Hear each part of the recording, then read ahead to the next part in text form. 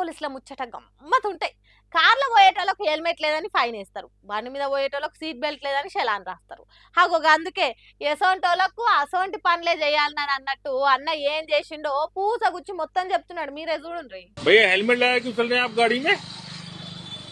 ये भी 26 तारीख को मेरा एक चालान कटा था, हाँ, जो कि वह कार के अंदर बैठे हुए का हेलमेट का चालान है। अच्छा जी, हालांकि मैं सीट बेल्ट भी लगाता हूँ। नाम क्या आपका? मेरा नाम गुलशन केन जी। अध्यापक आदमी हूँ मैं। कहाँ रहते हैं आप? मैं भैया यहीं जयपुर सरकी मंडी के पास स्कूल है मेरा विद्यालय। अध्यापक आदमी हूँ मैं और कानून पे बहुत आस्था रखता हूँ, इसलिए मैंने सोचा कि जो है चालान कटा है तो अब जो है गाड़ी में हेलमेट लगा के। चालान किस चीज का कटा है आपका? 1100 रुपए का। नहीं किस चीज का कटा है चालान आपका? हेलमेट का, कार के अंदर का। అన్న ఏందే కార్లో పోకుండా హెల్మెట్ పెట్టుకున్నావు అని అడిగితే, ఏం చేయను తమ్ముడా, ఈ ట్రాఫిక్ పోలీసులు కార్లో పోతున్నా నన్ను పట్టుకొని హెల్మెట్ లేదని 1100 ఫైన్ వేసిండ్రు, అందుకే ఇట్లా హెల్మెట్ పెట్టుకొని కార్లో పోతున్నా అని చెప్తున్నాడు.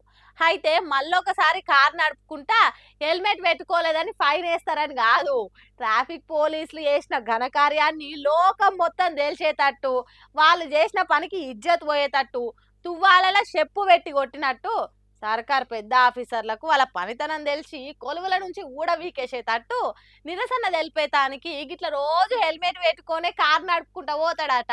ఇంత మంచి ఆలోచన ఎట్లా చేసిండంటే హుస్సేన్ ఖేల్ అనే అన్న పాఠాలు చెప్పే పంతులు కొలువు చేస్తాడట. అందుకే తన కోపాన్ని పోలీసుల మీద ఎల్లగక్కకుండా గాంధీ తాత మార్గంలో శాంతియుతంగా నిరసన తెలుపుతున్నాడు.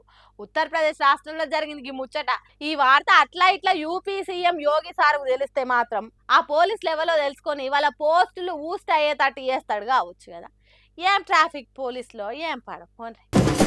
మొన్న మన ముఖ్యమంత్రి వర్యుల గారు షార్టు టీ షర్ట్ వేసుకొని బూటు కాళ్ళతోని ఫుట్బాల్ దన్నుకుంటూ ఆడిన ఆట ఫోటోలు వీడియోలు మస్తుగా వైరల్ అయినాయి కదా.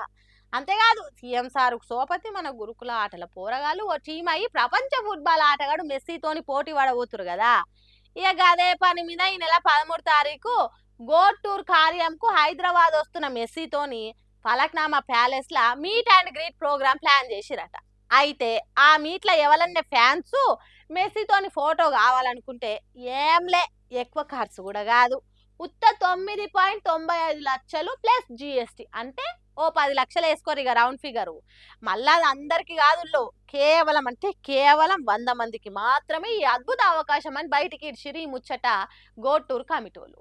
సుషిరా ఎంతటి బాంపర్ ఆఫరో. గిసొంటి అదృష్టం మన తెలంగాణలోకి దొరికిందంటే మనం ఎంత పుణ్యం చేసుకున్నామో కదా.